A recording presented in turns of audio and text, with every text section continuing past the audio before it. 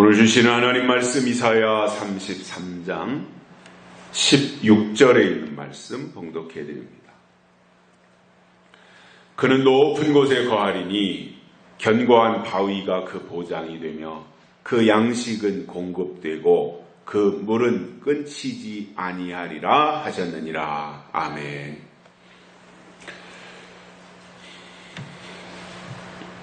오늘 이사야 선지자는 본문을 시작하면서 그는 높은 곳에 거하리니 이렇게 말씀을 시작하고 있습니다.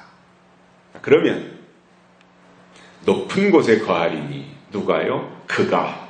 그는 높은 곳에 거하리니, 그렇다면 이 사람이 누군지를 알면 어떻게 우리가 해야 높은 곳에 거하게 될 것인가를 알 수 있지 않겠습니까?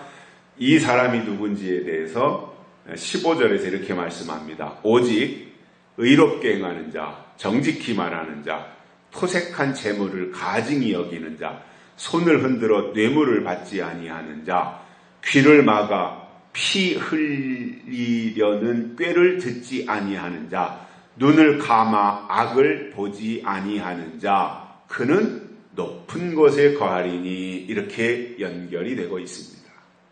그래서 15절이 되면 높은 곳에 거하게 된다, 이렇게 이제 등식이 성립이 되는데, 여기서 높은 곳은 하나님이 계신 곳입니다. 또 영적인 곳입니다. 그러한 것을 우리가 이제 높은 곳이라 그러죠. 뭔가 이렇게 좀 구별된 이 특별한 곳을 의미하게 되는데, 그래서 마지막 때 신앙은요, 높은 곳을 사모해야 돼요. 그래서 차원이 올라가야 되고 우리의 수준이 높아져야 됩니다.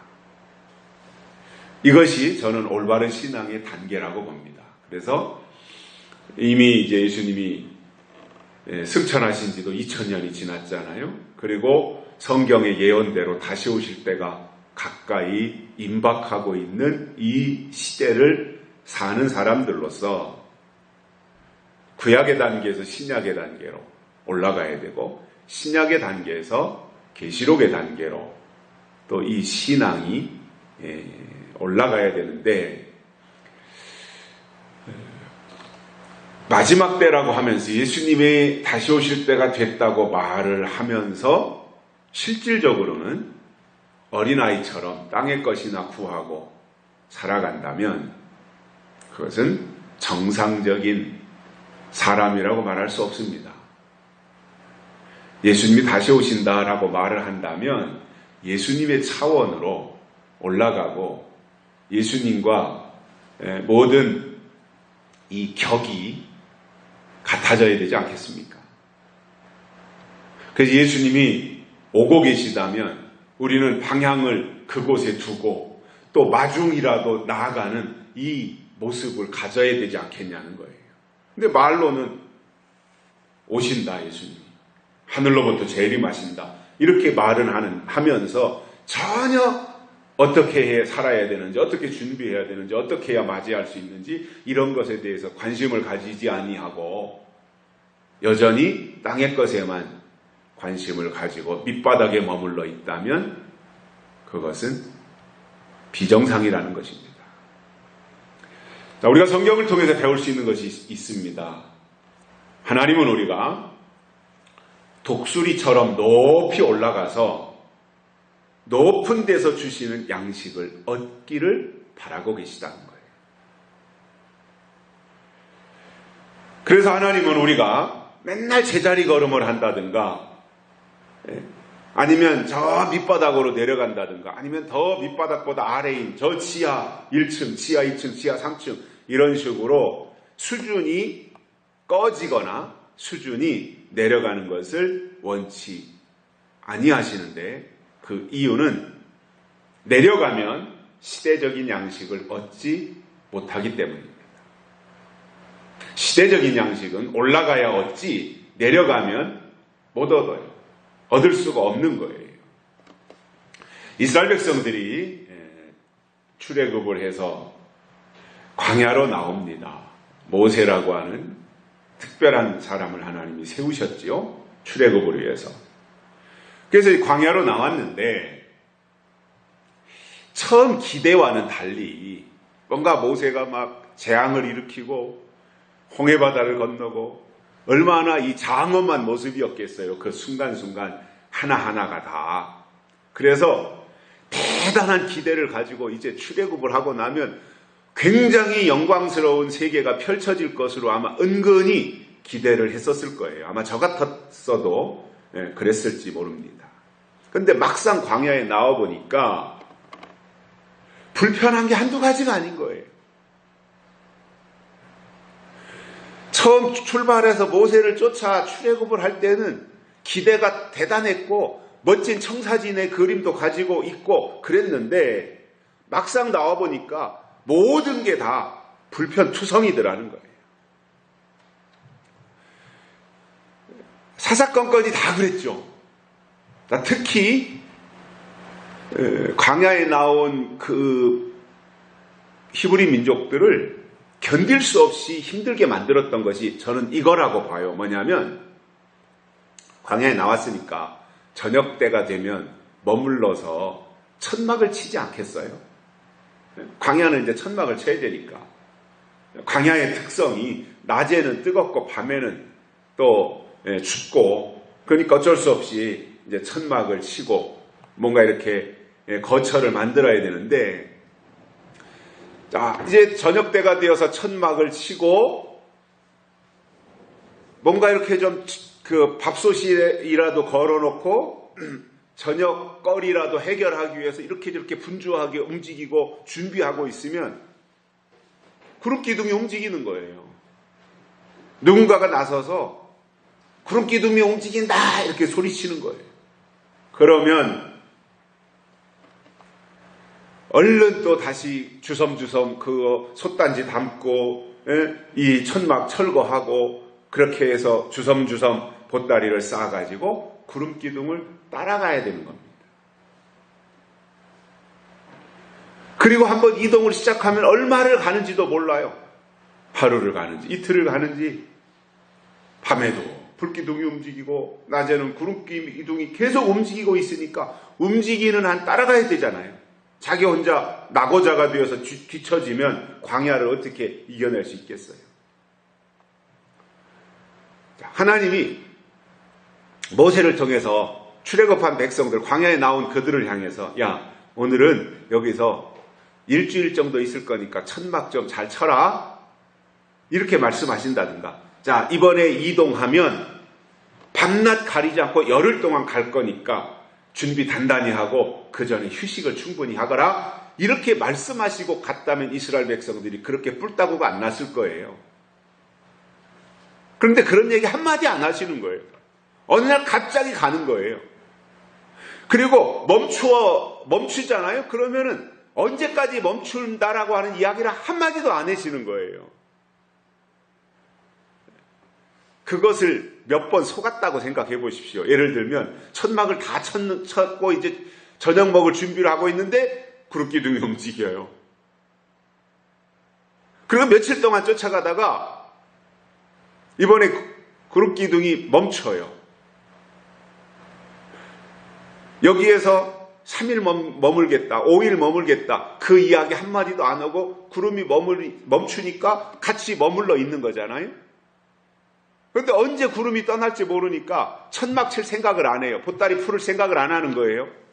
그냥 대충 이렇게 이제 생활하고 불편하지만 그러고 있는데 3일이 지나고 4일이 지나고 5일이 지나도 구름이 이동할 생각을 안 하는 거예요. 그럼 그때서 아이고 여기서 오래 있나 보다 하고 다시 다 짐보따리 풀어 헤치고 천막을 거의 다 치면 또 불기둥이 이번에는 움직이는 거예요. 이 생활이 광야 생활이었어요. 그러니 그들의 감정이 편했겠어요? 감정이 편했겠냐고요. 신앙을 떠나서. 하나님에 대한 마음이 좋았겠냐고요. 자연히 불평이 바가지로 나올 수밖에 없는 거죠.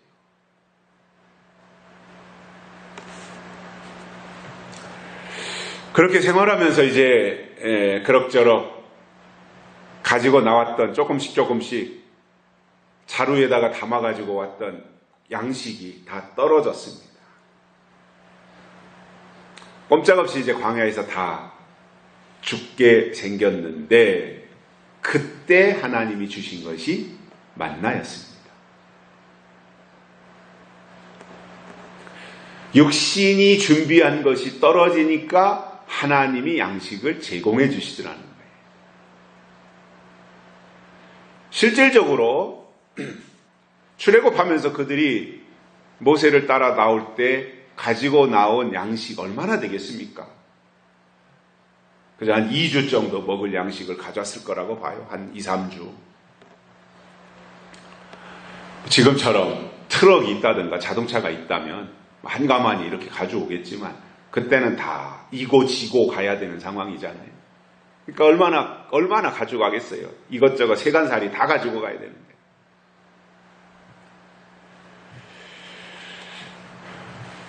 저는 여기서 이런 것을 깨닫습니다. 예수님이 다시 오실 때 이런저런 환난도 있다 그러고 또 육적으로 보면 기근도 있고 지진도 있고 여러 가지 재앙들이 있다고 하는 말씀도 성경에 나오고 있습니다. 물론 우리는 육적으로만 보진 않지만 영적으로 그것을 보고 있지만 그러나 육적으로도 우리가 대비는 해야 된다고 볼 때 너무 많이 하면 만나가 늦게 온다라는 거죠. 준비를 너무 많이 하면 적당히 그저 필요한 것만큼 준비하고 있으면 나머지는 하나님이 해결해 주신다라고 하는 것을 여기서 우리가 발견할 수 있고요. 자, 광야에서 만나를 주셨는데 특히 준비해간 육신의 양식이 다 떨어지고 나니까 하나님의 방법으로 만나를 주셨는데 자, 이 만나라고 하는 것은 애굽에 있을 때는 한 번도 구경도 못했고 맛도 못 봤고 상상도 못했던 것입니다. 근데 광야에 나오니까 하나님이 주셨고 준비한 양식이 다 떨어졌을 때 하나님이 하늘로부터 내려주신 것이 만나였습니다. 그러면 만나는 광야에서 주셨다는 거예요. 그렇다면 애굽의 차원과 광야의 차원은 달라야 된다 그거예요. 애굽에 있을 때 추구하던 것과 광야에 나와서 추구해야 되는 것은 달라져야 된다는 거예요. 동기에서부터 다 달라져야 돼요. 자, 분명한 사실은 애굽에 있을 때보다 광야에 나와서는 차원이 높아져야 된다라는 사실이에요. 그런데 출애굽한 사람들이 차원이 높아질 생각을 안 하지요. 그리고 낮은 차원, 애굽으로 돌아갈 생각하지요. 조금 힘드니까 애기가 태어나가지고 이제 한 100일 지나고 나면 엎치기 할 거 아니에요. 엎치기. 그러면 누워있을 때보다 엎쳐서 허우적대려면 본인한테 얼마나 힘들어요. 그래도 내가 엄마 뱃속에 있을 때는 편했는데 이렇게 생각하고 엄마 뱃속으로 들어갈 궁리를 한다면 그 아이는 정상적으로 성장을 할 수 있겠냐는 거예요. 그 난관을 극복하고 엎치기 하다가 일어서기 하다가 엉덩방아를 수백 번 엉덩방아를 쪄야 아이가 일어서기를 한다 그러잖아요. 그 아이가 일어서기를 해서 첫 걸음을 띄어서 걸음마를 배울 때 수백 번 엉덩방아를 찢는다 그러잖아요. 그런데 그런 과정을 한 곱이 한 곱이 거치면서 서기를 배우고 걷기를 배우는 거잖아요. 그리고 정상적인 사람이 되는 그 과정으로 가는 게 지극히 당연한 거잖아요. 힘들다고 나는 엉덩방아 몇 번 쪄보니까 난 싫어. 나는 그냥 누워있을래. 나는 걷기 안 할래. 그런다면 정상적으로 성장이 되겠냐는 거예요. 신앙도 똑같은 거잖아요. 광야에 나오면 모든 게 다 좋은 세상이 펼쳐질 줄 알았더니 광야에 나오니까 이거는 뭐 집도 없고 부뚜막도 없고 아궁이도 없고 이거 맨날 천막 쳤다 걷었다 솥단지 설치했다 철거했다 이거 맨날 반복하고 이거 얼마나 힘든 일이냐. 이렇게 생각이 쩌들다 보니까 앞에 있는 가나안 땅을 바라보지 못하고 뒤에 있는 애굽으로 돌아갈 궁리를 했던 겁니다.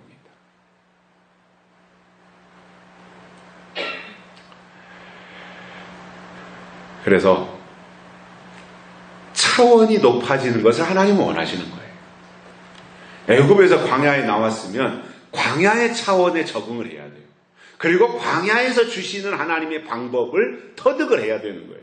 이게 성장하는 거잖아요. 이게 차원이 올라가는 거잖아요. 그래서 우리가 영적으로도 신앙적으로도 저 높은 곳을 바라보면서 높은 곳에서 양식을 구하며 높은 곳에 거처를 두고 살아가는 것이 필요하다라는 겁니다. 이것이 당연한 것이라는 것. 이것이 영적인 사람들의 모습이라는 것입니다.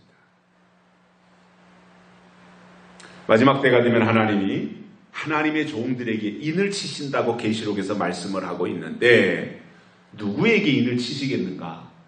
저는 이런저런 생각을 많이 해봐요. 누구에게 인을 치시겠는가? 오늘 말씀과 연결한다면 영적인 높이가 있어야 하나님이 인을 치신다 이거예요.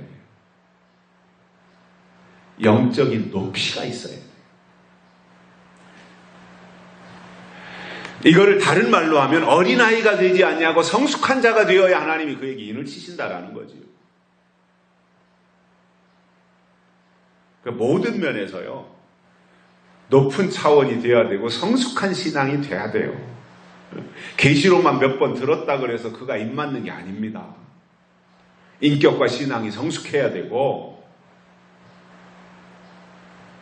차원이 달라져야지요.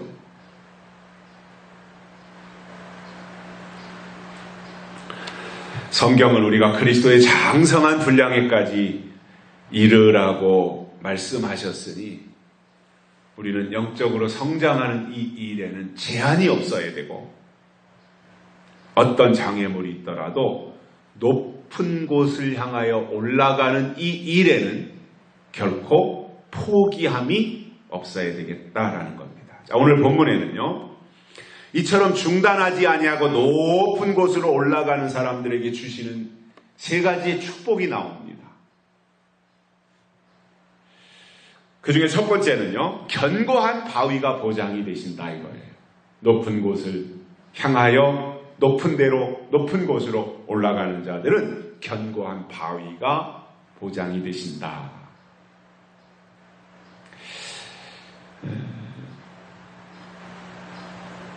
우리가 살고 있는 이 한국적 상황에서는 이 말씀이 그렇게 실감은 나지 않지요. 그런데 사막지대가 있고 또 이스라엘과 같은 그 지역적 특성상 들짐승들이 많이 출몰하고 이러한 지역에서는 아마 이 반석이 견고하게 보장이 되어 주신다라고 하는 것이 아마 그때 이스라엘의 상황에서는 실감이 나는 이야기가 되죠. 자, 그러면 반석이 보장이 되시는데 고린도전서 10장 4절에 보면 이 반석은 곧 그리스도시다 이렇게 말씀하고 있어요. 그리스도가 반석이신데 우리가 높은 차원으로 올라가면 하나님은 그리스도를 통해서 안전하게 우리를 지켜주시겠다고 하는 약속입니다. 그런데 아무리 그리스도가 반석이시라고 해도 우리 이 예배당보다 더 큰 바위처럼 든든한 듬직한 바위가 보장이 되어주신다고 할지라도 바위하고 나하고 격리되어서 떨어져 있으면 의미가 없는 거예요.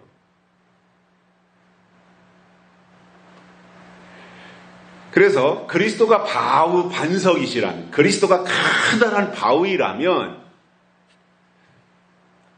내가 바위 안으로 들어가서 바위 틈 사이로 들어가서 거기에 거처를 삼고 있을 때 그 바위가 나를 안전하게 지켜주신다는 거잖아요. 잠언 30장에 보면 사반이 나옵니다. 사반. 30장 26절에 이렇게 말씀하고 있어요. 약한 종류로 내 집을 바위 사이에 짓는 사반과 이렇게 나와요. 자, 사반의 본능적 특징이 뭐냐면 바위 틈에다가 집을 짓고 산다는 거예요. 신기하죠? 바위 틈에다가 집을 짓고 산다. 이 사반이라고 하는 것은 우리나라의 토끼와 비슷한 그 크기가 그런 정도의 동물인데, 이 사반은 다른 동물들을 향해서 공격할 줄도 모르고 순하고 약한 동물이에요. 그러니 먹이사슬에서 이런 동물은 다 잡혀 먹으면 종족 보존이 안 될 거 아니에요. 그러니까 본능적으로 나는 공격할 무기도 없고 뿔이 있는 것도 아니고 발톱이 날카로운 것도 아니고 이빨이 아주 튼튼한 것도 아니고, 그러니까 자기 자신을 보존할 수 있는, 공격받았을 때, 공격을 당했을 때 나를 지킬 수 있는, 종족을 보존할 수 있는 이 무기가 전혀 없잖아요. 동물의 왕국이나 이런 걸 보면 뭐 사자들도 나오고 여러 무리들이 나오는데, 사슴은 약하지만 뜀박질을 잘하잖아요. 점프를 해가지고 뭐 얼마나 쏜살같이 적에게 공격당하면 달아납니까? 근데 별스럽지도 않아요. 체구가 큰 것도 아니고 호랑이나 사자처럼 큰 것도 아닌데 아주 이 야생 동물로서 호랑이나 사자들도 두려워서 건드리지 않는 게 하이에나라는 거잖아요. 우리나라의 개보다도 이 진돗개나 이런 것보다도 크기가 훨씬 더 작을 텐데 그놈들은 정말 무섭거든요. 하이에나. 물으면 안 놓고 말이에요. 그래서 호랑이가 사냥을 해놓고 사자들이 사냥을 해놓고 자기 새끼들 데려다가 먹이를 먹이다가도 하이에나가 나타나서 근처에서 어슬렁거리면 슬그머니 도망가 버리잖아요. 체구가 작은데도 이 하이에나라고 하는 것은 어떠한 그 공포가 동물의 왕국, 동물의 세계에서도 어떤 공포감을 줄 만큼 어떤 잔인함이나 맹렬함이나 이러한 것들을 갖추고 있다는 거죠. 그런데 사반이라고 하는 것은 전혀 그러한 것을 가지고 있지 못합니다. 순에 빠진 거예요. 그런데 놀랍게도 사반은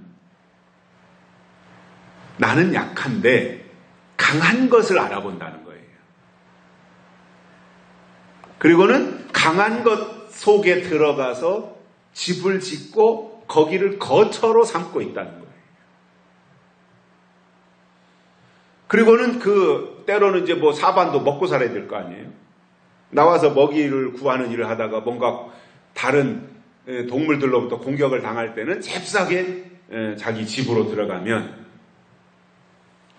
가장 안전하게 바위가 지켜주니까 생명을 보존할 수 있게 된다. 특히 그냥 뭐 이렇게 불뚝 솟아나온 그런 바위 정도가 아니라 그 백과사전을 찾아보니까 아주 낭떠러지 기암 절벽들 있잖아요. 절벽. 아무 다른 동물들도 거기 가지 못하는데 그런 기암 절벽 가운데 집을 짓고 살 정도로 사반은 안전한 곳이 어디냐, 내가 보호받을 곳이 어디냐. 왜? 나는 약하기 때문에. 다만 내가 약한 대신에 강한 것이 무엇인지를 알아보고 거기에 거처를 삼게 되는 이 사반의 모습을 보게 됩니다. 우리 신앙이 그렇다는 거예요. 우리는 다 약해요. 그죠? 우리 신앙인들이 참 약해요. 악의 무리들이 우리보다 훨씬 더 술수도 뛰어나고 포악해서 100번 싸우면 100번 다 질 수밖에 없어요. 어제까지 우리와 비슷한 사람들인 줄 알았는데 뭔가 다른 영이 들어가서 공격할 때 보니까 얼굴이 얼마나 표독스러워지는지 몰라요. 성격이 얼마나 포악해지는지 몰라요. 어제 그 사람이 아니네. 완전히 돌변한 전혀 다른 사람인 거예요. 그러한 사람들하고 어떻게 상대를 하겠어요? 그러한 포악한 무리들하고 어떻게 싸우겠어요? 양이 일이나 늑대를 만나면 그 앞에서 먹잇감이 되는 거지 어떻게 대항을 할 수 있겠습니까? 그런데 강한 분이 누구신지를 알고 그 안으로 들어가면 그분이 지켜주신다는 거예요. 그래서 견고한 바위가 보장을 해주신다. 이것은 이 땅에서 가장 강한 분이 하나님이시잖아요. 하나님은 우리의 피난처시라 그랬잖아요. 그분 안으로 들어가면, 또 반석 대신 그리스도 안으로 들어가면 그분이 우리를 지켜주신다는 거예요. 그런데 여전히 아무리 하나님이 피난처시고 하나님이 강한 분이고 하나님이 크신 분이고 예수님이 반석이시고 할지라도 우리가 그분 안으로 안 들어가고 나 홀로 있다 보면 먹잇감이 되고 마는 거죠. 두 번째로는 높은 곳에 거하면 양식이 공급된다. 이렇게 오늘 본문에서 말씀하고 있습니다. 양식. 여기서 말씀하는 양식은 하나님의 말씀을 의미하는데, 하나님의 사람들의 일반적인 특징 중 하나는 땅의 것으로 사는 자들이 아니라 하늘의 것으로 사는 자들이다, 이겁니다. 이게 하나님의 사람인 거예요. 땅에서 살지만 땅의 것으로 살지 아니하고, 땅에서 살지만 땅의 방식으로 살지 아니하고, 땅에서 살지만 땅의 법으로 살지 아니하고, 우리는 땅에서 살지만 하늘의 법으로 사는 자들이다. 이게 하나님의 사람인 거예요. 이게 구별이잖아요. 이게 차이인 거예요. 이 차이를 우리는 경험하고 느끼고, 그리고 이 세계를 모르는, 땅에서 살면서 땅의 것으로만 사는 사람들과 땅에서 살지만 하늘의 것으로 사는 사람들의 이 차이는 결코 차별이 될 수 없는 거거든요. 누가 뭐 무시하는 게 아니잖아요. 너는 별 볼 일 없어. 너는 왜 그 모양이야? 무시하는 게 아니잖아요. 차별하는 게 아니잖아요. 하나님이 그렇게 차이를 두신 거거든. 그래서 이렇게 좀 더 하나님의 사람으로 살기를 원하거든 땅의 방식으로 살지 말고 하늘의 방식으로 사는 그 울타리 안으로 들어오면 그 차이를 느끼며 살 수 있게 된다는 거. 그래서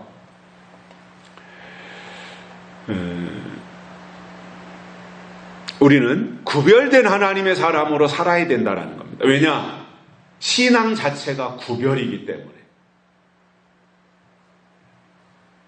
그래서 우리는 구별된 하나님의 사람들이라면, 구약에서 할례 받아서 구별을 한 방식이든, 예수님 오시고 나서 십자가의 보혈과 성령의 은혜를 덧입고 구별을 받은 그 시대의 사람들이든, 아니면 앞으로 하나님이 인을 치셔서 구별하셔서 살아가는 사람들이든, 아무튼 하나님은 매 시대마다 하나님의 법을 나타내시고 그 법을 통해서 하나님의 사람들을 구별하시더라는 거예요. 그런데 구별하시는 방법이 구약에서는 할례로 구별하셨고, 신약에서는 성령의 세례로 구별하셨고, 마지막 예수님이 다시 오실 때 계시록이 열리면 하나님이 인을 치셔서 구별하시더라 이거잖아요.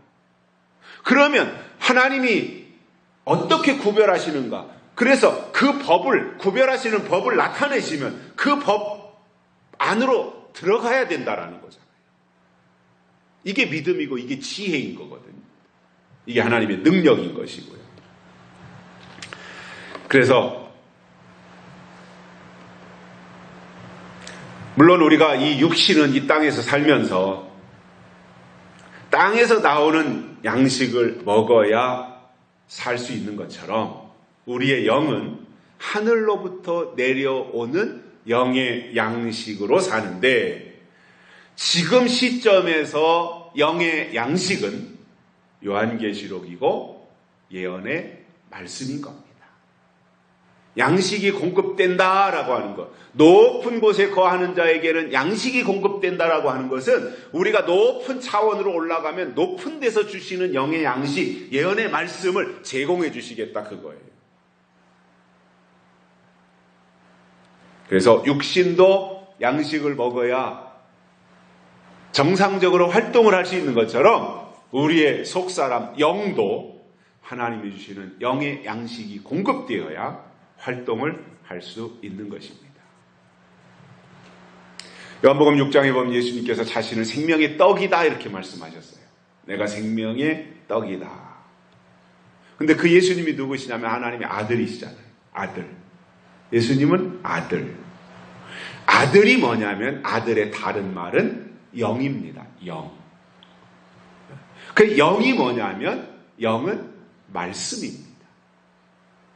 그렇기 때문에 예수님이 생명의 떡이라고 표현했다고 하는 것은, 그래서 떡을 먹어야 된다라고 하는 것은 말씀을 먹어야 된다라는 의미가 된다는 거예요. 그런데 그 말씀을 먹는 것이, 이 먹는다라고 하는 것이 단계가 있더라는 거죠. 그래서 그것에 대해서 예수님께서 마태복음 24장에서 말씀하신 것을 보면은 때를 따라 양식을 나눠주는 종이 복이 있다 그러셨어요. 그러니까 그때에 주시는 양식이 있다는 거잖아요.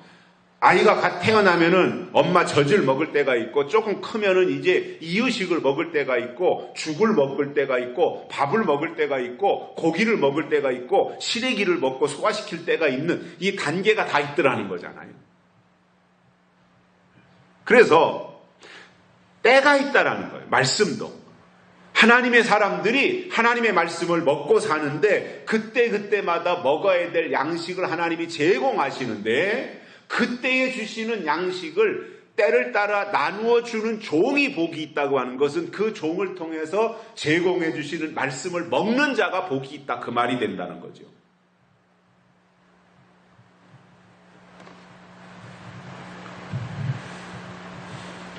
그러면 그 때를 따라 주시는 양식이 뭐냐면 히브리서 5장에 보면 단단한 식물이 나와요. 단단한 식물.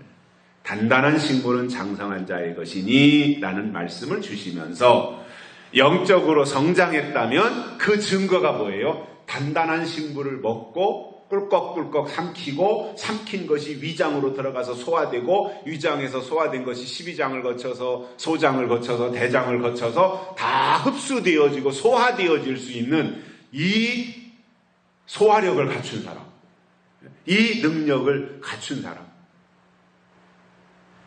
이 사람이 장성한 사람이라는 거예요. 그래서 단단한 식물을 누가 먹느냐? 장성한 자가 먹는 거예요. 높은 차원으로 올라간 자가 단단한 식물을 먹을 수 있다라는 거예요. 그래서 이것을 먹으면 먹은 증거가 있어야 되잖아요. 그 증거를 히브리서 5장에서 어떻게 말씀하느냐? 지각을 사용하며 연단을 받아 선악을 분별함이니라 이렇게 말씀하고 있어요. 그래서 예수님이 이 땅에 다시 오실 시간이 점점 가까워질수록 신앙이 단단한 식물을 먹는 이 방향으로 나가야 돼요. 장성한 방향으로 나가야 돼요. 내려가지 말고 올라가야 돼요. 애굽으로 후퇴하지 말고 가나안 땅으로 가야 되는 거예요. 신앙은 후퇴가 없는 거예요. 올라가는 거예요. 점점 믿음의 고도가 높아지는 거예요. 이게 하나님이 원하시는 신앙이에요. 우리가 그런 모습으로 나가야 되는 거예요. 그래서 어제보다 오늘보다 내일이 발전되는 거예요. 그래서 바울이 디모데를 향해서 내 믿음의 진보를 나타내라 그런 거예요. 진보라는 게 뭐예요? 발전하는 거잖아요. 나아지는 거잖아요. 말로는 진보라고 하는데 뒤로 후퇴하는 것은 진보가 아닌 거예요. 그거는.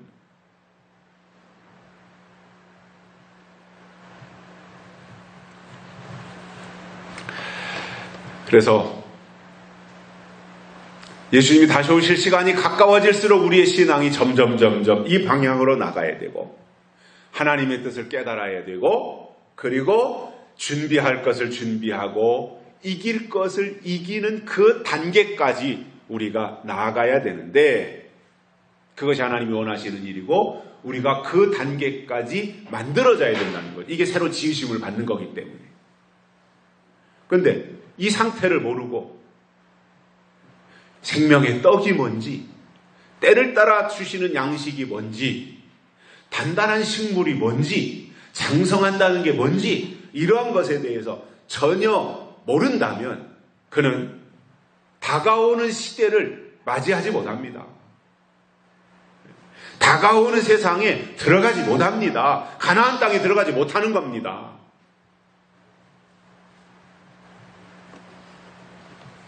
이것에 대해서 예수님은 마태복음 24장 19절에서 그 말씀을 하셨나요? 아이벤 자들과 젖 먹이는 자들에게는 화가 있으리로다 그러셨잖아요.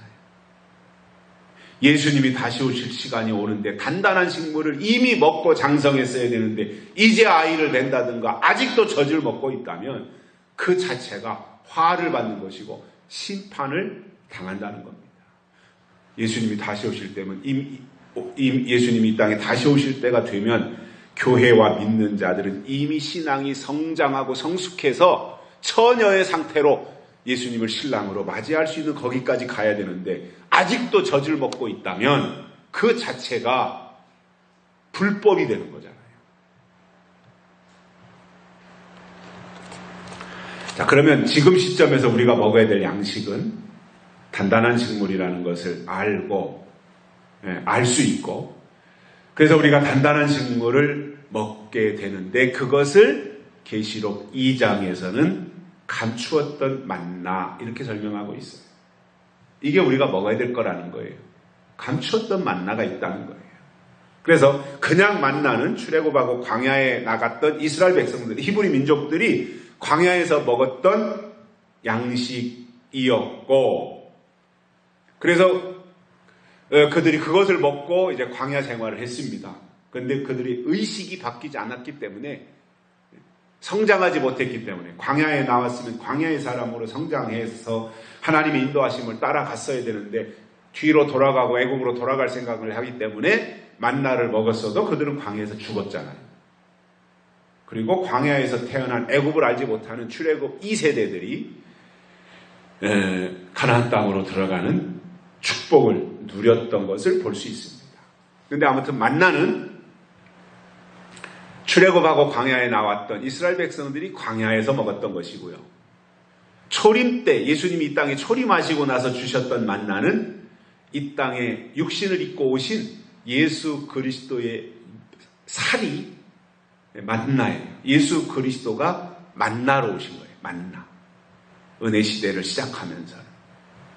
그러나 계시록에서는 감추었던 만나가 나오는데 이 감추었던 만나는 다시 오실 예수 그리스도가 이 땅에 오실 때가 되면 교회가 인본주의와 혼합주의로 뒤섞여 버리죠.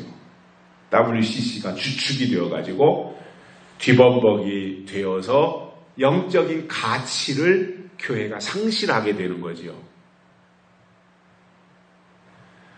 그때 그렇게 될 때 교회가 다시 신앙이 육적 신앙에서 영적 신앙으로 출애굽을 한 자들이 먹어야 될 만나가 바로 감추었던 만나라는 거예요.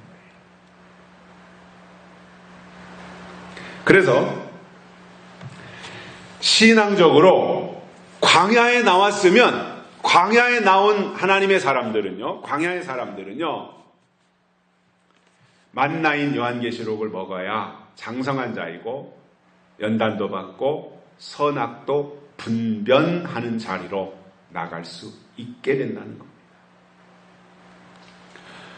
여기까지 가면 그는 뭔가 이렇게 자동으로 의식이 바뀌었으니까, 개념이 바뀌었으니까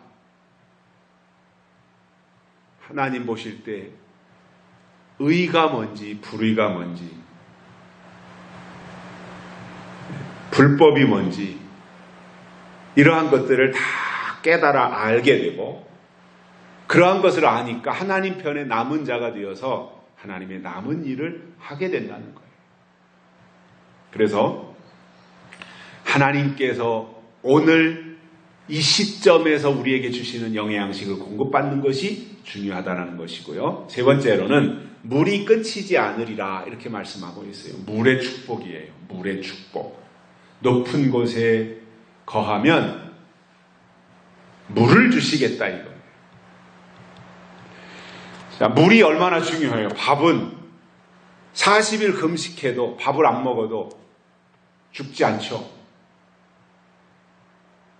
근데 물은 아마 한 일주일, 한 3일? 3일에서 한 일주일 이 정도 물을 공급하지 않으면 아마 사람이 탈수 현상이 와가지고 심각한 생명의 지장이 생기게 되는 것을 의학적으로도 알 수 있는데, 자, 결국 물이 없다고 하는 것은 생명이 존재할 수 없다라는 말이 됩니다. 자, 사막은 생명이 없죠. 풀도 없고 나무도 없고 식물이 없죠. 식물이 없다 보니까 동물들도 살 수가 없죠. 뭔가 제공받는 것이 있어야 되는데 뭐 풀도 없고 이런 것들이 없으니 어떻게 거기에서 동물들이 살아갈 수가 있겠습니까?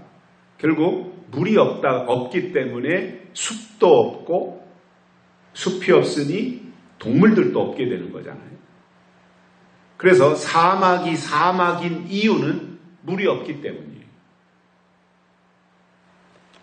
그래서 오아시스와 사막의 차이는 물이 있느냐 물이 없느냐에 달려있다 이렇게 봅니다.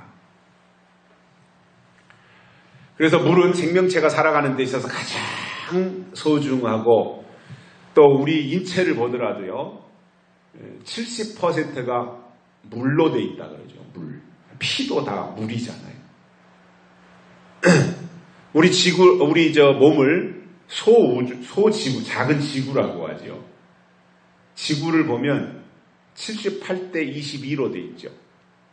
78대 22. 바다가 78%, 22%가 육지, 땅이 된 거죠. 하나님이 그렇게 창조하셨어요. 그래서 그 바다와 육지의 이 조화, 이것을 통해서 사계절이 유지되는 거예요. 온도가 유지되는 거예요. 기가 막힌 하나님의 원리예요. 근데 이것을 자꾸 바다를 막고 땅을 늘리면서 이 파괴가 되다 보니까 뭐 엘니뇨 현상도 오고 라니냐도 오고 무슨 심각한 자연 재해들이 많이 생기고 있잖아요. 여름이면 또 엄청 덥고. 이러한 현상들이 왜 그러냐? 하나님이 창조해 놓으신 질서가 부분적으로 파괴됐기 때문에 그런 거예요. 우리 몸도 70%가 물로 구성되어 있기 때문에 운동을 많이 해서 몸에서 1% 내지 2% 정도의 수분이 땀으로 배출되면 갈증이 심각하게 느껴져요. 물을 마셔야 돼요. 수분이 배출됐기 때문에 그만큼을 보충을 해달라고 하는 것이 갈증을 통해서 나오는 거예요. 1, 2%만 부족하면 갈증을 느끼고요. 또 12%가 부족하면 생명을 잃게 된다 그럽니다. 이렇게 물이 중요한 겁니다. 자, 성경에서도 물에 대해서 굉장히 많이 강조합니다. 스가랴서에서도 그렇고요. 예수님도 말씀하시고 굉장히 물에 대해서 설명을 하시는데, 성경에서 물은 첫 번째로는 성령을 의미한다 그랬어요. 예수님도 요한복음 7장에서 이 생수는 믿는 자들이 받을 성령이라 이렇게 설명을 하셨고, 그런데 이 물이라고 하는 것을 좋은 의미로 성령인데, 성경에 보면 두 가지 의미로 물이 나오고 있잖아요. 좋은 의미의 물과 나쁜 의미의 물이 등장을 하는데, 계시록 8장에 보면 7 나팔 중에서 4개의 나팔이 계시록 8장에 나오고, 그 4개의 나팔 중에서 2개의 나팔, 둘째 나팔과 셋째 나팔이 물하고 관련이 있더라는 거예요.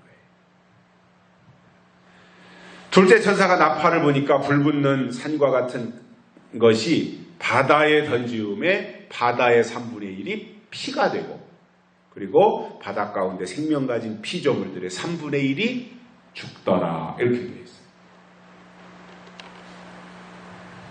죽더라는 거예요. 3분의 1이 바다의 피조물 3분의 1이. 또 세 번째 나팔에서는 횃불같이 타는 큰 별이 하늘에서 떨어져서 강들의 3분의 1과 여러 물샘에 떨어지니 물들의 3분의 1이 쑥이 되매 그 물들이 쓰게 됨을 인하여 많은 사람이 죽더라, 이렇게 되어 있어요. 바다도 죽고 물도 쑥이 되어서 그 물을 마시는 많은 사람들도 죽더라.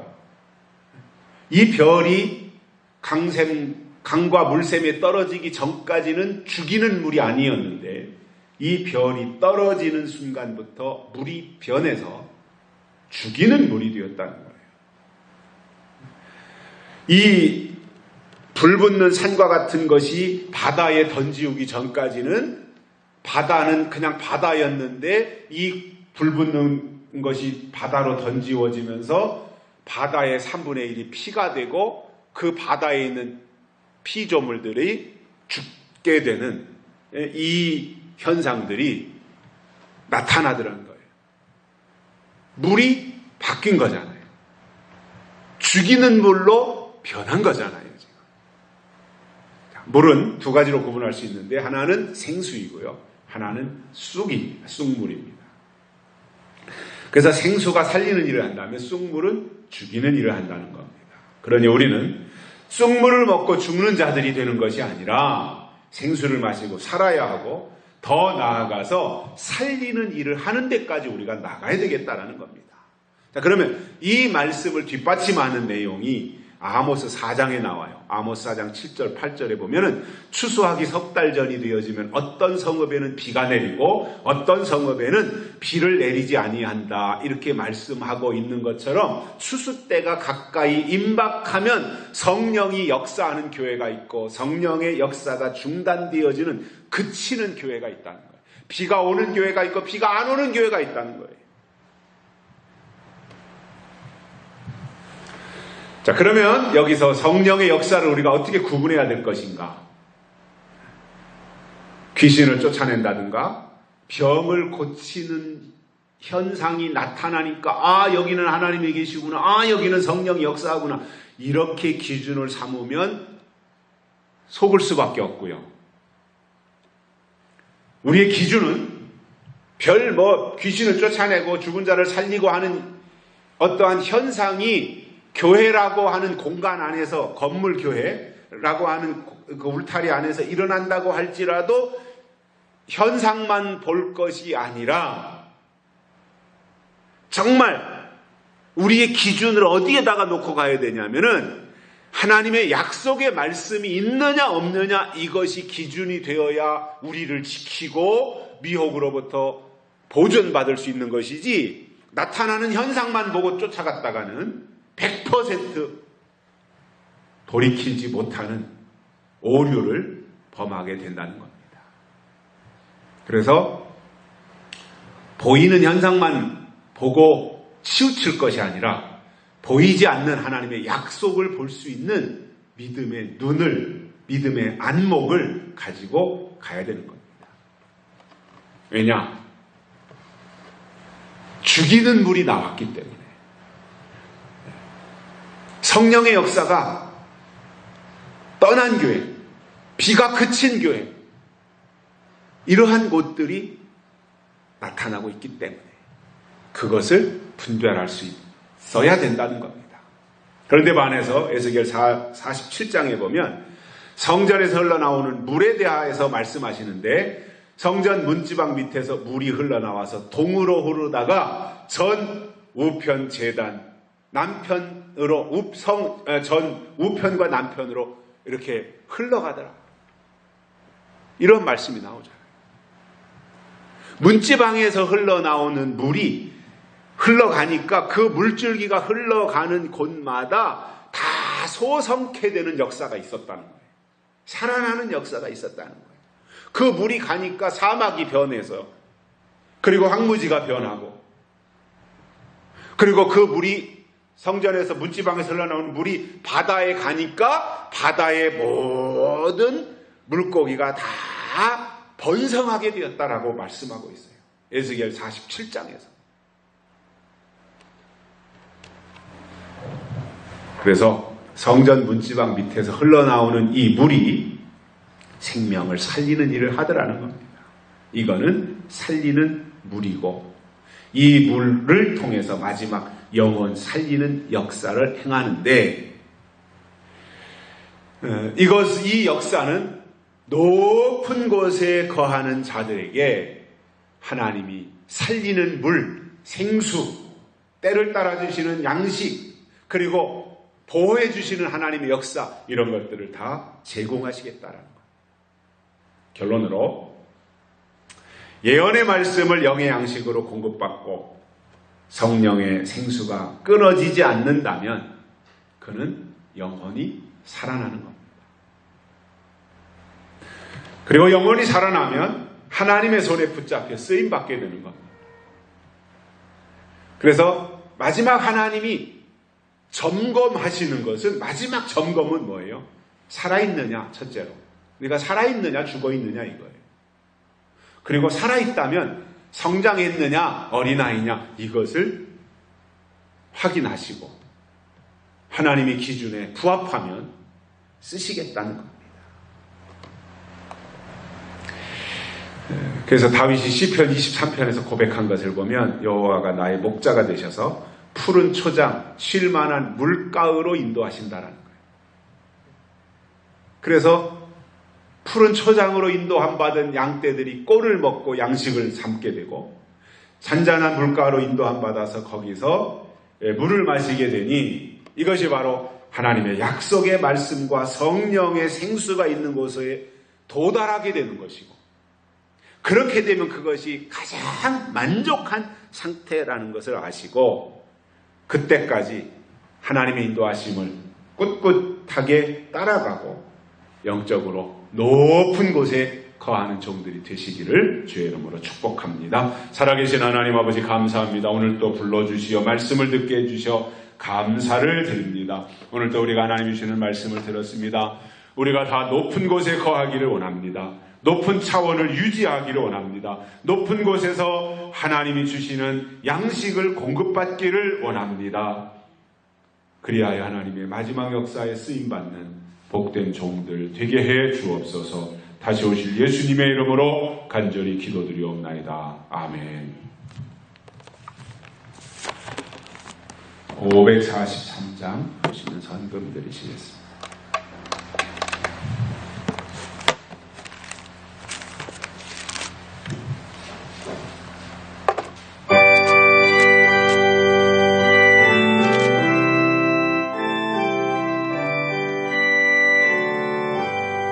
저 높은 곳을 향하여 날마다 나아갑니다.